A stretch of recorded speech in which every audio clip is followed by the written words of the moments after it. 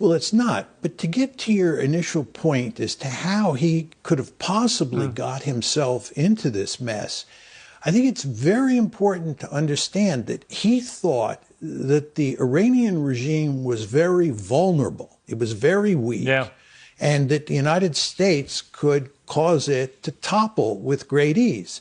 You want to remember that before the war, when we moved the Armada into the Middle East, Steve Witkoff has told us that President Trump was surprised that the Iranians did not throw up their hands and surrender before the war started. In other words, President Trump expected the mere threat of force from this armada to cause Iran to surrender. And of course, that didn't happen. And then he went to war thinking just a little bit of military force on the first few days. This wouldn't be a long war. We would knock off the regime. And I think that his success in Venezuela, where he was able to kidnap Maduro and put an end to that conflict very quickly, gave him additional confidence that he could, in a sense, float like a butterfly and sting like a bee. But the fact is that that didn't happen. And again, once that doesn't happen, he's in a catastrophic situation. But I don't think he thought for 1 second that that would happen. And again, that's why he could dismiss the Pentagon's warning that it was likely that the Iranians would shut down the strait. And furthermore, the warning that the Iranians would engage in horizontal escalation. They would not simply attack Israel, they would attack American assets in the Gulf, and they would attack the Gulf states themselves. He just didn't see this coming. But once it came, he's in a mess that I don't see how he gets out of. Yeah. Why should anybody believe that? The Iranians have denied it numerous times. And denied it after the president spoke. Yes. And said that there have been no contacts, direct or indirect, and no negotiations. Of course, it's possible that there have been some contacts. It is impossible that there has been a resolution of major issues. Impossible. And if this turns out to be completely false, which is at least one possibility, I think we have to consider the possibility that the president has really lost touch with reality. Something is seriously wrong. We'll find out soon enough. Again, there's a sliver of chance that it's true, but none of it rings true. The Iranians have been saying very clearly in the last few days there are no negotiations. They have stipulated their terms very explicitly, that the U.S. must leave its military bases in the Gulf region, must end its aggression unilaterally, must pay reparations. These aims have been very clearly articulated and officially articulated. After the president's statement, all of it was denied by the Iranians, which would be unusual if indeed there was some kind of progress. So this is extraordinary. It's a little hard to guess definitively at this moment for us, and I don't want to make a definitive judgment. But if in fact this is as empty as it may well be, I think it raises questions about the president's mental soundness. This is not a tactic. This is delusional and very dangerous. So we will see shortly what this really means, but it could mean something about the president's state of mind. I'm going to deviate from Iran for just a moment because of some other breaking news. Perhaps the most extreme member of Prime Minister Netanyahu's cabinet, his Treasury Minister Bezalel Smotrich, just announced, speaking for the Netanyahu government, that they wish to annex southern Lebanon and make it part of Israel. Well, this is also in line with the clear statements also by the U.S. Ambassador Mike Huckabee that Israel can claim the territories that it likes. The Israeli government is a fascist regime. It knows only violence. It also very much calls into question Trump's assertions right now, because it also stated in this context that it was continuing its attacks on Iran. So if you add these things up, it seems to me that we both have a continuing war that is leading to World War III and perhaps a president that has lost touch with reality. Back to Iran, Professor Sachs, what has been the geopolitical reaction in national capitals around the world to Benjamin Netanyahu and Donald Trump's war of choice?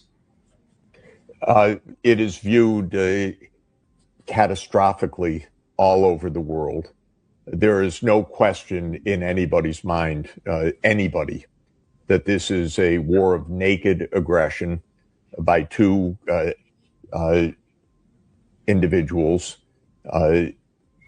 I would add parenthetically two mentally unstable individuals. This is not a war where people debate, well, is this Iran doing this? Is this American Israel doing this? It's very clearly understood that this is a war of naked aggression without any justification whatsoever. Interestingly, it seems to be strongly supported within Israel, which is a country absolutely under a complete wall of propaganda now and censorship.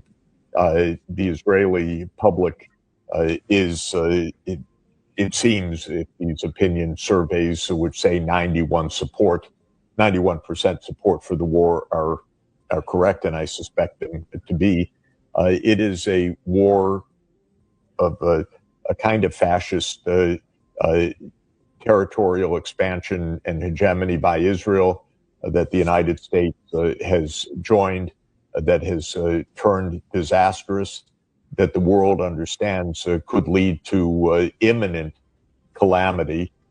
I think perhaps, again, I'm not a psychiatrist to understand Trump, but it could be that he has been warned and seen over the last hours that his actions have led the world to the brink of catastrophe.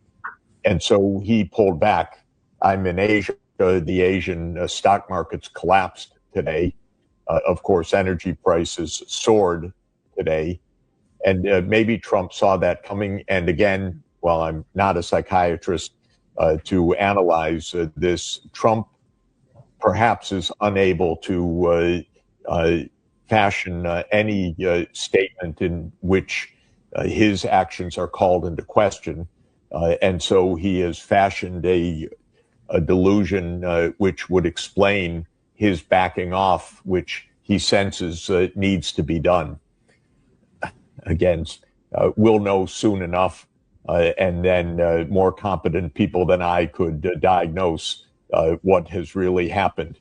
But given the Israeli intention to fight, given the Israeli continued attacks on Tehran, given Tehran's statements, given the war intentions that Tehran has stated in the last 2 days, it all seems to add up to a delusional statement by Mr. Trump. Why would the U.S. have failed so miserably to think through the impact of the bombings?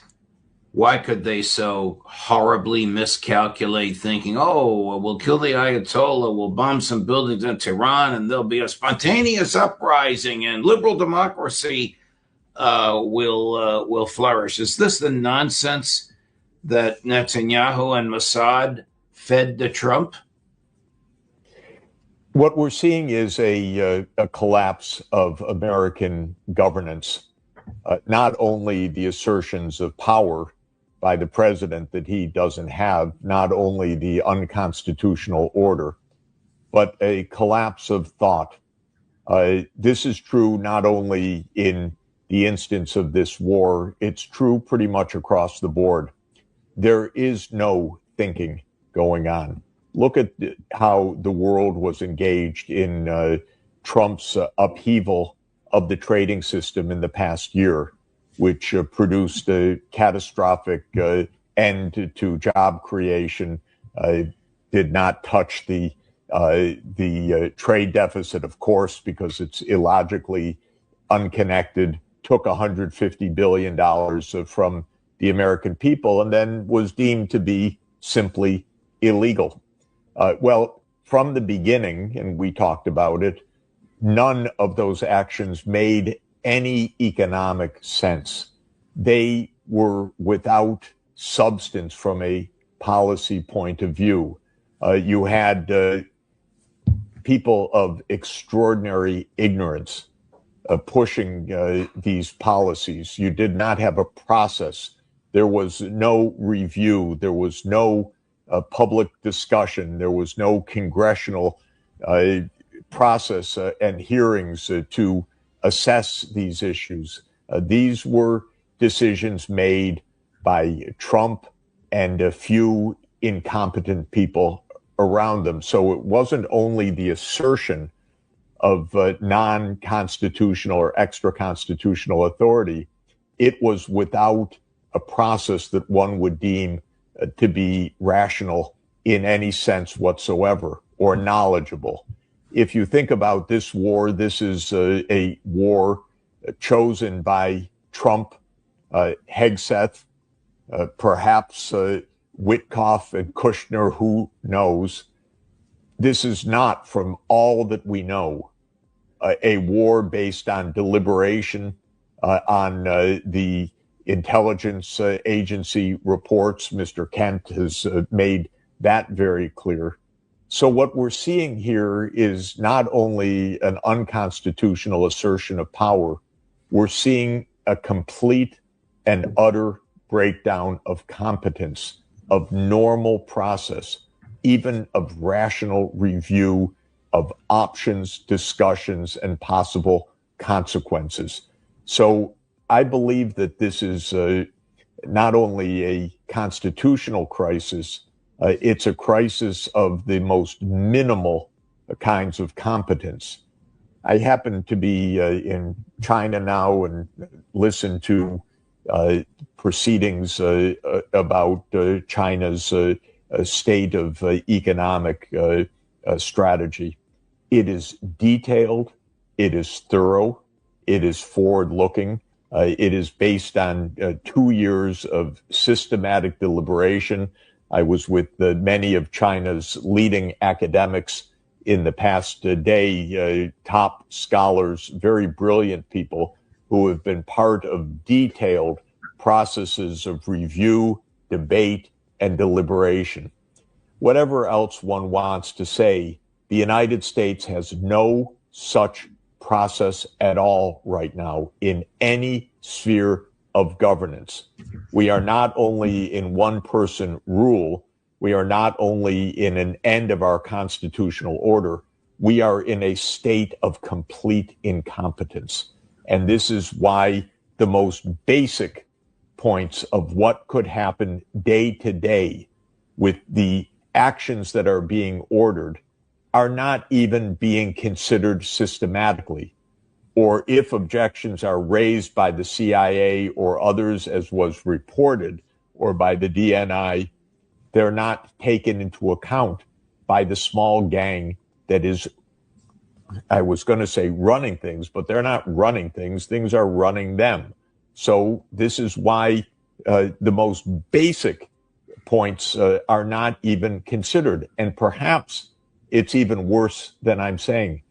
Perhaps the state of delusion of the president is even more extreme than we are considering right now. I don't know. I'm not guaranteeing that. But if it turns out that Trump's statements are false, then I think we have even another order of magnitude crisis on our hands that needs to be faced squarely. This may help convince you about the soundness or unsoundness of his thinking. Here is CNN questioning him about who's going to be in control of the Strait of Hormuz. Watch this. Thank you. What about the Strait of Hormuz? Who's going to be in control of that? That'll be opened very soon if this works. How soon? And who's in control of it? Will Iran still be able to control the flow of oil? Be jointly controlled. By who? Maybe me. Maybe me. You want the United States to be in control? Me and the Ayatollah, whoever the Ayatollah is, whoever the next Ayatollah. Look, and there'll also be a form of a very serious form of a regime change. Now, in all fairness, everybody's been killed from the regime. They're really starting off. There's automatically a regime change. But we're dealing with some people that I find to be very reasonable, very solid. The people within know who they are. They're very respected. And maybe one of them will be exactly what we're looking for. Look at Venezuela, how well that's working out. Wow. Something Maybe is, me and the Ayatollah will run the Strait of Hormuz. This is really crazy. Something may literally be dire and off on all of this. Again, we're used to Trump lying every time he moves his lips. We're used to wild statements and contradictions, but something seems even more diluted and more bizarre today than in the past, because the policies have failed clearly. What we saw over the weekend was not only Iran's credible deterrence to Trump's threat, but missile barrages hitting Israel with no evidence of an Iron Dome, even approaching the missiles as they were coming into several sites in Israel. So the situation could be very dire on the ground, as well as leading to a break in the president's mind, attachment to reality. Again, time will tell. Maybe there's an explanation for all of this, but it's not very easy to see. Certainly, Trump is not going to be running the Strait of Hormuz with the Ayatollah. So these statements are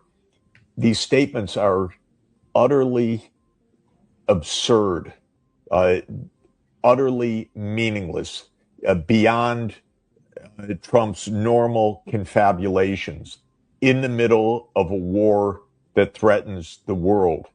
And I just want to ask, where are the senators? Are there grown-ups in Washington left? Is there a single, other than Rand Paul, who I think we all should utterly respect? Are there any senators in the Republican Party that are adults that are watching this and thinking that the state of our republic and the world are on the line, and that this is somehow normal and to be lived with this way? Is there anyone that can possibly imagine at this moment that the right way to approach this issue is that our negotiators are Mr. Witkoff and Mr. Kushner at this state of affairs in the world, and that the president, who is probably completely confabulating, says, oh, there are people we're talking to. They're good people. They're terrific people, without naming names, because he's probably making it up on the spot. It could be a profound psychological defense reaction. Who knows? But are there any grown-ups in Washington that Very, are going to take any responsibility for us. very few. I think the Republicans are terrified of him, whereas in reality, But what is terrifying? If it's as it seems that we're in his state of delusion, isn't that more terrifying than yes, letting this run its course? of course it is. What are people so afraid of to find out what is true and what is not true and what is really happening and who is making decisions and why it is that the deputy of